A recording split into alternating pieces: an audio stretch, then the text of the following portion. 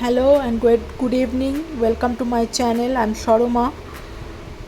I'm going to share you aloo paratha recipe. এটা পেঁয়াজ আছে, পেঁয়াজটাকে ভালো করে ভেজে নিলাম।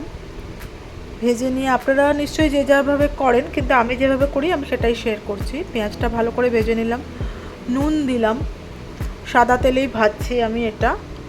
নুন দিয়ে নুন চিনি যে যেরকম স্বাদ অনুযায়ী খাবেন। আমি প্রথমেই চিনিটা দিয়ে নিই, আমি প্রথমে নুনটা দিয়ে এটাকে নরম করে গোল্ডেন ব্রাউন করে ভেজেছি। ভাজার পর দেখুন আমি এর মধ্যে আদা পেস্ট দিয়েছি, আর পেঁয়াজ রসুনের পেস্ট দিয়েছি, কাঁচা লঙ্কা কুচো কুচো করে দিয়েছি, আর আমি দিয়েছি হচ্ছে ভাজা মশলা, হিং দিয়েছি, তারপরে অল্প একটু গুঁড়ো লঙ্কা গুঁড়ো দিয়েছি, আর গরম মশলা গুঁড়ো তো দিয়েইছি, আর কিছু দিইনি এখানে। এর মধ্যে লাস্টের দিকে আমি এটাতে চিনি দিয়েছি, দিয়ে ভালো করে মিশিয়েছি।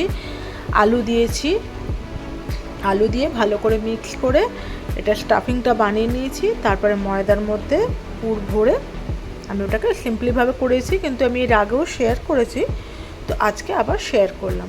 এই যে দেখুন আমি সিদ্ধ আলুটা মেশাচ্ছি খুব ভালো করে। এই যে এটা হিং, আমি এভারেস্টের হিংটা ইউজ করি, খুব ভালো। দেখুন চিলি পাউডারও দিয়েছি আমি এর মধ্যে, ভাজা মশলা দিয়েছি। আর এই ভাজা মশলাটার রেসিপি আমার আসবে, এই ভাজা মশলাটা আমার করা থাকে, আমি এইগুলো ইউজ করি। আমি বাইরের মশলা খুব একটা ইউজ করি না, নিজের বানানো মশলাই আমি ইউজ করি। এটা ময়দা ডো।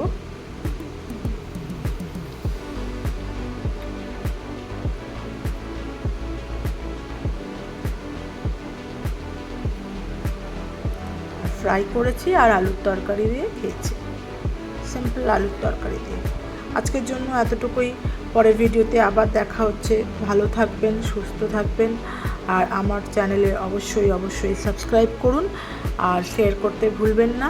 আর যদি কোনো ভুল টুরি দেখেন অবশ্যই আমাকে জানাবেন। নমস্কার, আবার পরে দেখা হচ্ছে।